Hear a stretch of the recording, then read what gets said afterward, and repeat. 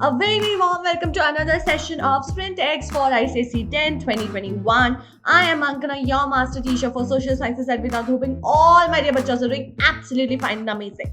So guys, today we're going to get started with the Union Executive. So without wasting any time, let's get started and have a look at what are we going to do under this chapter. This chapter is pretty easy and short. As you know, we're going to finish only not only, and there's just two topics. So basically, the President, Prime Minister, and Council of Ministers. These are three different segments that we are going to wind up through this session. So let's get started by having a quick look at your Sprint X schedule. So this is for physics, for chemistry, schedule of maths, biology, social science, and English. So this is your schedule, guys. You know when what is coming, when what has come. So don't miss any of the sessions. Don't miss anything. If you have already missed something, you know where to look it for, on which date, at what time. And if you're especially waiting for some particular topic to be covered, you know when to be there at what time. So that is the whole idea of sharing the schedule. So on that note, hit the like button right now. Make sure to stay subscribed to the channel so that whenever a new video comes, you do not miss on the video. You will immediately get the notification. And as I said, keep sharing the video. So let's move on with the discussion of the previous session's question. The question was, name the bill which cannot originate in Rajya Sabha. Bacha, money bill. I told you, right, in financial aspect, the Lok Sabha gets a little edge over Rajya Sabha. So that is why money bills cannot originate in Rajya Sabha. Now, these are our rock stars. This is the leaderboard from the Indian National Movement to Aditya Narayan Pradhan, Bhargavi Prakash, Bhavya Pruthi, and Lyutsa Zurange have made it to the leaderboard. Amazing job, you guys. A lot, round of applause for you, and my heartiest congratulations for being able to make it till here. Now, for the rest of you who have not been able to make it here, that's probably because you have either not subscribed to the channel, so that you're not, because of which you're not getting the notification on time, because of which you're not joining the session on time, and probably putting your comments a little later, or you're putting your comments only in the live chat and not in the comment section, because of which also your name will not appear on the leaderboard, because we pick up our responses only from comment section, but you're not from live chat. So keep these two things in mind. And now let's get started with this beautiful quotation which says, you learn something every day if you pay attention. Let's just say that sometimes you don't feel like studying, okay, and you have your book in front of you and you're just reading, then that time dedicated will not result in anything. It will not be fruitful. So just remember, even if you dedicate 15 minutes, 30 minutes in an entire day, make sure you're paying full attention. You're actually paying attention, because then learning will happen. So no matter what you're doing, just be focused on it. Pay attention. Have your focus over there. Have all your, be mindful about where you are, what you're doing. And I'm telling you, you will keep on learning. Even if your heart is not there as such, or you're finding it difficult, you will walk out with some new knowledge piece. And that's a promise. So just believe in it and move on. Let's move on with the very first question of today's session.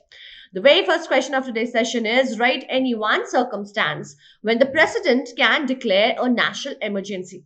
But yeah, we know whenever the security of the nation and citizens is in danger, be it because of the external factors or the internal factors, our president comes into the picture and then declares emergency in order to maintain the security peace of the people of the nation, right? So it can be declared, the president can declare emergency when it's a case of war. Again, external, people are in danger. So over there, some external aggression, terrorist attacks, stuff like that, and armed rebellion inside the country. So let's say if the citizens itself rise with an armed rebellion, it can damage the country, its resources, its people. So in all of these cases, the president can declare emergency. Moving on to the second question. What happens when a motion of no confidence is passed against a minister? We actually discussed something very similar in the previous session in Union Legislature, legislative legislature as well, which was that what is a no confidence motion? If you know this, you know what will happen. But when a no confidence motion is passed, what basically happens is that everyone, okay, has to resign because they are a team, including the council of ministers and the PM. Even if one person has to go through this, everyone will end up resigning. So in that situation, the ministers can be removed or need to resign. Not just minister, the whole set of ministers, the whole CM has to go. One person gone, the whole team gone, right? Moving on to the next question. State any one reason why the president is elected indirectly. As Jawaharlal Nehru said, that if a direct election is happening of the president will not be a nominal head anymore. He will be the actual head, and then he will become the direct competitor of PM. And we do not want people fighting for the same position. He's the head of the nation. He needs to feel like that, right? So the president is the chief executive in India. He's elected indirectly because he, being a constitutional head, ought to be elected indirectly, as directly elected member cannot become a constitutional head. Also, we know that he will become a direct, competition of our prime minister, and we do not want that because he's the constitutional head. So for all these reasons, we have indirect elections for the president. Now, a quick reminder, Bacho, for the Vedantu Pro subscription, which gives you unlimited live classes, fun and high level learning quizzes. Now, these quizzes gives you an opportunity to compete with the students throughout the world, which gives you great amount of exposure. At the same time, you get replays. So see, unlimited live classes are there. Naturally, you will end up missing on few sessions. What happens then? You have to watch the replay. But when you're watching the replay, what do you feel? You feel very bored. You feel like, yeah, you cannot talk to anyone. You cannot talk to the teacher. How boring is it? But the thing is that these replays are not boring at all because they have live quizzes, guys. It just gives you the feel of a live session, and you can, if answered correctly and scored enough points, even appear on the leaderboard. That is super duper awesome. Of course, the content is going to be there available for you, which you can download and write your notes. With handwritten notes of master teachers, and you can actually make your own notes using those content. And I think Vedantu's content is amazing. Everyone knows that it goes unsaid. Okay. Now in class, your doubts will be solved then and there itself, and you can walk out of the session without being, uncertain of what has happened, because class teachers, master teachers, both will actually explain you everything and clarify your doubts. At the same time, assignment after every session is shared, so you can check your own understanding. And let's say if you're not very sure of what has happened, tests happen every month, and let's say after assignments you feel like, yeah, I don't know what has been taught, I've not understood it, I need to redo it, and you don't want to watch the same replay again because you've not understood in that session, you need to have another live session. You can simply go ahead with the micro courses, which is super awesome because all of these micro courses and crash courses are absolutely free for you. And we're having crash courses right now when we are revising all entire of your syllabus. So please guys, just go ahead with it because less is going to be a lot more with Vedantu Pro subscription. And the description has the link. It is also put in the comment section. You can also go on vdnt.in/ytpro. Okay. And just make sure to apply the code AKPRO because this is going to give you a very amazing discount. Okay. So this is the price on which generally you get a 1 month plan. Now, after applying this code, it will give you a 20% discount no matter which plan you're going ahead with, and it will ultimately cost you just 11 rupees per session, which is super awesome. As I told you, link is there in the description box. It is also pinned in the comment section, and you can go on this link as well. You can also find it in the live chat.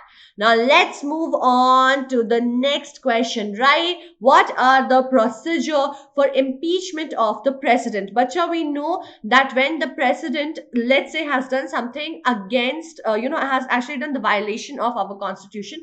So anything which is unconstitutional, in nature. If that has been done by the president, then the bill, like the proposal has to be there, and it can happen in either of the houses. This can be proposed in either of the houses, and then the other house with the majority of two-thirds has to pass it, and it takes around like 14 days to do this. So when the president is to be impeached for the violation of constitution, either house of the parliament can level the charges. So we see over here both the houses can do it. Okay, be it the Rajya Sabha or the Lok Sabha, Rajya Sabha or the Lok Sabha, correct? The resolution moved after 14 days notice in writing should be signed by 1/4, not less than two-thirds. So guys, at least two-thirds has to be there, okay, of the total number of members of the house. The other house of the parliament investigates the charge, and the president has the right to appear. See, if you're actually investigating somebody against somebody, they have the right to defend themselves. So the president has the right to be there while they are investigating and looking at upon the whole scenario, that has this really happened, is this true, what was the reason, all of that. An investigating house has to pass the resolution of the charge by two-thirds majority. So everyone has to has special majority, like right, two-thirds of majority.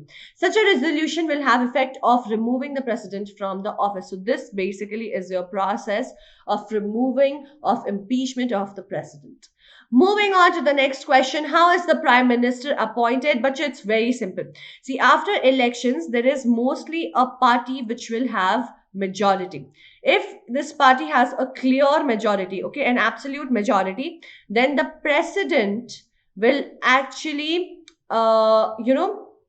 invite the leader of the party. Ideally, this is what happens, the leader of the party to come and take up the position of the prime minister. Let's say if there is not an absolute majority, there is a coalition government, alliance, all of that, then again they will clearly say who is the leader, and that person will then be asked by the prime minister, president will then invite that leader to come and form the government. Let's say if the votes have fallen short, nobody is able to prove absolute majority, then president can feel, okay, this party has the potential or has more votes, then also he can invite that person, okay, that party. So the prime minister is appointed by president, so that's there. According to the convention, the president invites the leader of the majority party, which has got the most number of votes, okay, most number of votes, or group in the Lok Sabha to form the government. The members of the majority party elected their leader to be appointed as the prime minister. Moving on to the next question. Mention the individual responsibility of cabinet. But your cabinet are the special ministers out of the COM. They have more important portfolios. Okay. That is why they're like cabinet, especially given this term as cabinet. Okay, and we also know that president cannot actually impose have emergency, declare emergency, until unless cabinet ministers give their give their permission, you could say, or actually acknowledge that and say that yes sir, go ahead with it. But apart from that, we know that they have their own set of responsibilities, right? So each minister is answerable to the parliament for the department under his control, and we know that they have the important departments and portfolios like home ministry, like defense, etc., finance. Every minister is responsible for matters such as personal lapse, departure from the official policy by him or by his department, breach of oath of secrecy, and so on. Moving on to the next question, discuss two powers and positions of prime minister. Bacha, we basically have to define the functions and in different contexts. That is why what is meant by the different positions of prime minister. So here we're going to talk about prime minister and the president. So when prime minister works with the president, all authority vested in president is exercised by the prime minister. Why? Because he's the nominal head and he is the actual head. So everything basically is recommended or suggested or taken over by the prime minister. On the advice of prime minister, the president summons and prorogues the parliament and dissolves the Lok Sabha. In fact, who is going to form the Council of Ministers is also done by President. All important positions, what President actually appoints, is done on the suggestion or recommendation of Prime Ministers. So Prime Minister always plays a very important role. PM advises the President on various appointments of important posts. The President may call for information regarding the affairs of the union and prime minister. So bacha, basically prime minister is the link between council of ministers and pm. So not pm, president. Okay, president. So what basically happens is President does not directly communicate with the Council of Ministers. The Prime Minister takes all the information from here and passes it on to the President. So whenever President needs something, that is also something that he can write over here. He picks up the phone and asks, "Sir, what is going on?" And then Prime Minister will give all the updates. Okay. And also, as you can see, we know that appointment of the Council of Ministers happens on the recommendation of Prime Minister, and not just appointment, even the removal. Okay, that also happens on the recommendation of Prime Minister. Then Prime Minister and the Cabinet. PM is the leader of the Cabinet, we know, correct? Now, he has the power to allocate portfolios and reshuffle the Council of Ministers. So, reshuffling is also there, not just removal or appointment, not just appointment or removal, but also reshuffling. Like, okay, this I want to give to this person now, and that department I want to give to this person now, all of that. Okay, he can select and dismiss ministers, coordinate the working of various departments, and coordinates the policy of the government. And PM resignation implies the resignation of the whole cabinet. Okay, moving on to the next question. State the distinction between COM and Cabinet of Ministers. But the simple thing is, important portfolios go to the Cabinet Ministers. Okay, portfolios. They meet very often. These guys also meet often meetings. Okay. They also meet Council of Ministers, but not all the time. More important decisions are taken by the cabinets, and they're like more the closer circle. Okay, the more trusted circle, which works very, very closely with PM. So all of these things are there. You have a clear distinction over here. So consists of all categories of ministers: cabinet, ministers of state, deputy ministers, etc. This is basically a smaller group of senior ministers holding important portfolios such as defense, finance, home, etc. Right? The PM may or may not consult the other ministers below the rank of cabinet ministers. Most trusted colleagues of PM, the PM always consults them, and the decision of the cabinet are binding on all the ministers. In the day-to-day working of the government, Council of Ministers as a whole rarely meets, but they meet very frequently. And according to the Constitution, the President acts on the advice of Council of Ministers, but in reality, it is not the Council of Ministers, but the cabinet which advises the President. And then, as you know, they actually advise the President through the Prime Minister. So, as I told you, Prime Minister acts as a link between the Council of Ministers and President. So with that, guys, we have finished the President and Prime Minister and Council of Ministers. So the homework question is, by whom and on whose advice are the Council of Ministers appointed? And I will quickly show you the schedule that we have followed. Yesterday was Union Legislature. Today we have done Executive. Tomorrow we will be doing Judiciary. But guys, you don't have to forget to subscribe. Take the Vedantu Pro subscription and apply the code AKEPRO. With this, we have finished the session. Thank you so much for being here. It was a wonderful session.